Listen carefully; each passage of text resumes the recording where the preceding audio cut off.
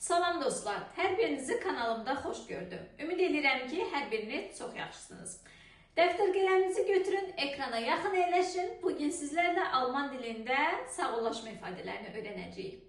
Videomuza keçməzdən əvvəl kanalıma abunə olmağı, videonu bəyənməyi, rəy yazmağı və alman dili öyrənən bütün dostlarınızla paylaşmağı unutmayın. İndi isə keçək ifadələrimizə. Bugün sizlərlə alman dilində sağollaşma ifadəsini öyrənəcəyik. Sağollaşma ifadəmiz alman dilində Verabschiedung'dur. Verabschiedung. Əgər feil olaraq istifadə etmək istəyirsinizsə, Sie verabschieden feilindən də istifadə edəcəksiniz. Deməli, səmimiyyətli olduğunuz bir kolleganızla, bir dostunuzla, rəfiqənizlə sağollaşan zaman bu ifadələrdən rahatlıqla istifadə edə bilərsiniz. Məsələn, tschüss. Tschüss sağ ol deməkdir. Tschüss. Mənim hal-hazırki yeni iş həyatımda daha çox istifadə etdiyim və daha çox eşitdiyim tschüss ifadəsidir. Tschüss, ich muss gehen, tschüss. Mən getməliyəm, sağ ol.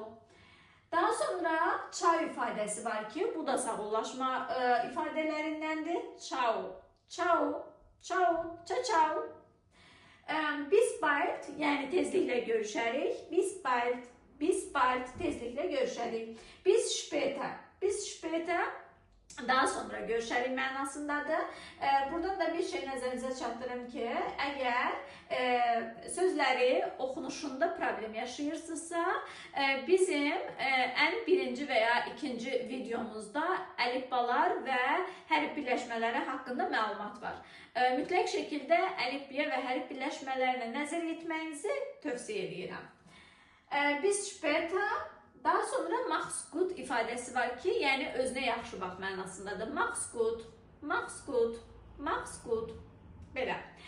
Mən düşünürəm ki, sağollaşma ifadələrimiz o qədər də çətin deyil. Hər kəsin öyrənə biləcəyi, qeydlərini götürəcək və tez bir zamanda bu ifadələri dostunuzla birlikdə danışıq zamanı istifadə edə bilərsiniz. Təbii ki, bizim qeyri-rəsmi sağollaşmamız olduğu kimi rəsmi sağollaşmamız da var. İndi keçək rəsmi sağollaşmalarımıza.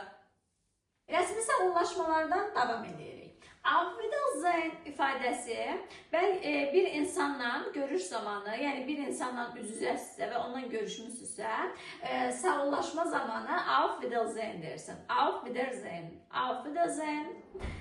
Yəni görüş zamanı baş verən bir sağollaşmadır. Auf Wiederhören'ı telefonda bir nəfərlə danışırsınızsa, həmin telefon zamanı ondan sağollaşan zaman Auf Wiederhören ifadəsindən istifadə edirsiniz. Daha sonra birinə gözəl gün arzulamaq istəyirsinizsə və həmçinin sağollaşma ifadələrindən biridir. Einen schönen Tag noch, ich muss gehen, einen schönen Tag noch. Bu ifadədən istifadə edə bilərsiniz. Sabaha qədər, sabaha dək, yəni sabah görüşərik kimisindən bis morgen ifadəsindən istifadə olunur. Bis morgen. Daha sonra guten Nacht, yəni gecəniz xeyrə qalsın. Bu ifadəni mən salamlaşma ifadələri arasında qeyd etmişdim. Ona görə ki, orada mən sabahınız xeyir, günortanız xeyir və axşamınız xeyir ifadələrini yazmışdım. Guten Nacht ifadəsini də ora qeyd etmişdim. Guten Nacht ifadəsi sağollaşma ifadəsidir. Gecəniz xeyrə qalsın deməkdir. Schlaf gut da yaxşı yat mənasındadır. Bu da sağollaşma ifadəsidir və yaxşı yat mənasındadır. Mən düşünürəm ki, məqsədli, disiplini olan bir tələbə üçün ümumiyyətcə heç nə çətin deyil.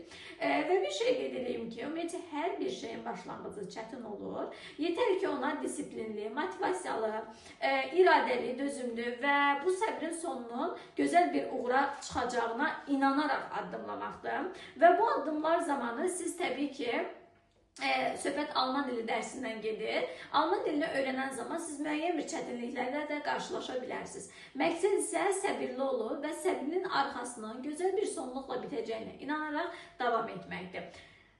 Bugünlük məndən bu qədər, amma deməli videonun ən sonunda, keçən videoda da qoyduğum kimi sizə yenə suallar qoyacağım, tapşırıqlar qoyacağım. Həmin tapşırıqları işləyərək videonun, yəni dərsin nə qədər öyrəndiyinizi yoxlaya bilərsiniz. İstəsəniz videonun altında rəy bölməsində də yaza bilərsiniz.